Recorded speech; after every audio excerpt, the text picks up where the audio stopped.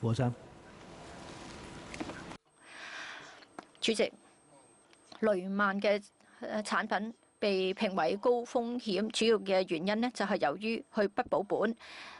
佢係結構性嘅不保本嘅金融性產品，但係雷曼嘅產品從呢個風險相關嘅因素嚟到睇，首先第一，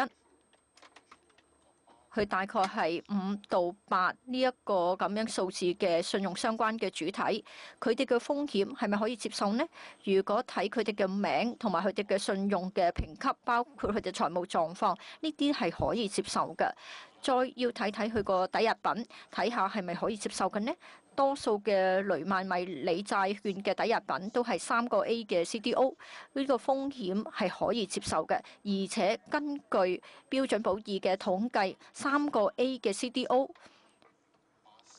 喺84年至到06年期間係冇出現過任何一個叫做信貸事件所造成嘅有關 CDO 嘅損失嘅。同時仲有一個信貸同信貸相關嘅呢，就係雷曼兄弟有限公司，佢作為掉期嘅主體嘅擔保人，佢嘅擔保人，佢當時嘅風險評級係喺 A 同 A 加。呢個咁嘅情況嘅風險，亦都係可以接受㗎。我哋將佢評為高風險，主要係由於佢一個特徵，就係佢唔保本嘅一種金融產品。喺唔保本嘅產品嘅情況之下，咁同埋又有咁多可以接受嘅風險嘅特徵，所以喺銷售嘅過程裏邊，我覺得實質上我哋喺內部嘅銷售程序，包括當時嘅監管嘅情況，我哋要嚴格咁樣係遵守嗰個合規嘅情況。我哋內部咧係唔禁止嗰啲追求高風險，但係本身又評級為相對比較低一啲嘅評級嘅客戶咧，我哋唔禁止嘅。關鍵呢就係當時嘅監管嘅環境。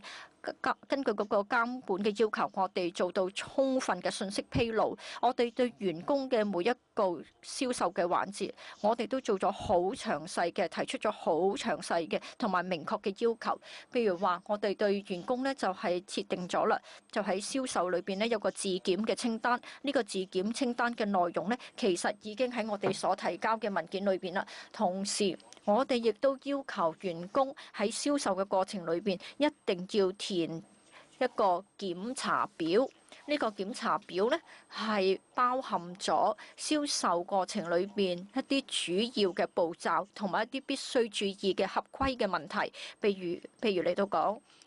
有冇出現風險錯配？如果有風險錯配，咁客戶係咪已經確認咗？係咪明確咁樣提醒咗客戶，就係話存在呢個風險錯配嘅問題呢？如果喺咁嘅情況之下，客戶仍然係希望購買咁樣嘅產品嘅話呢，就必須咧就係將相關嘅產品嘅內容清晰咁樣解釋同埋説明，同埋咧亦都必須向客戶咧係提供呢個產品嘅發行嘅章程同埋其他嘅一啲宣傳單張，同時咧亦都必須咧係請客戶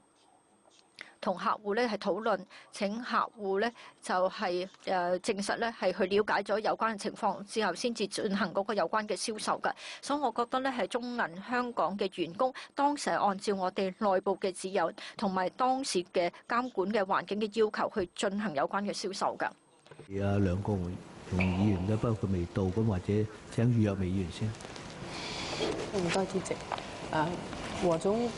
今次即係呢個雷曼迷你債券，其中一個問題就係佢嘅結構係非常之複雜嘅。咁佢亦都係有好多系列咧，根本係有2層嘅。除咗表面嗰7個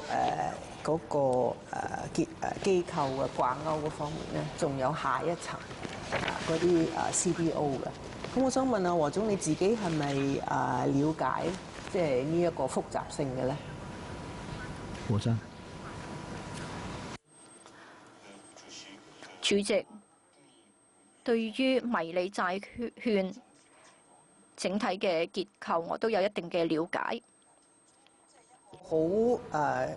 複雜同埋危險嘅問題咧，就係話下邊嗰一層嗰啲 CDO， 佢都可以發生信貸事件嘅。咁而呢個咧，亦都會導致好大嘅損失嘅。咁你知唔知道？譬如CDO 嗰度，佢有包括幾多間嘅機構？只要其中幾多間嘅機構係發生信貸事件，就會影響即係嗰個客戶嘅損失。呢啲你知唔知嘅？何生，主席，根據我嘅了解，雷曼用作迷你債券嘅抵押品嘅 CDO， 首先呢，佢嘅評級係3個 A。另外呢，佢主要咧就包括咗大概係投資級別以上嘅相關嘅公司嘅名字嘅數量，有啲時候可能係去到幾十間，甚至係上100間嘅，成100間嘅。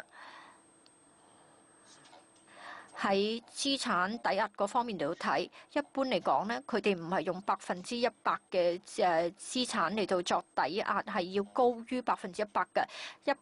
般咧喺105%。如果出現違約事件嘅話呢，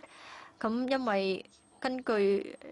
如果相關機構係有違約嘅事件，少量嘅話呢，一般唔會對 CDO 嘅償付咧係造成任何嘅影響嘅。一般情況之下，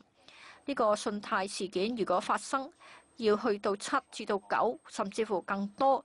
先至可能係對嗰個 CDO 嘅償還咧係造成一個影響。根據呢個標準普爾佢嘅統計同埋佢嘅觀察，從84年去到06年期間，當然後嚟咧07年、08年就係出咗一啲係非常嚴重嘅金融事件同埋危機啦。但喺嗰個時候咧，3個 A 嘅 CDO 係冇發生過信貸事件嘅。係咪説明以後係咪唔會發生咧？呢個係另一回事㗎。定嘅形式啦，即係呢下邊嗰層嗰啲 CDO 幾百間公司，即係只有其中少部分幾間公司佢發生信貸事件都可能帶嚟嘅損失啦。你了解呢個事件，咁你話你嗰啲員工係咪都係了解呢個事件呢？你嗰啲盡職審查嗰個產品嘅盡職審查嗰度，我哋可唔可以睇到有提過呢一方面嘅風險呢？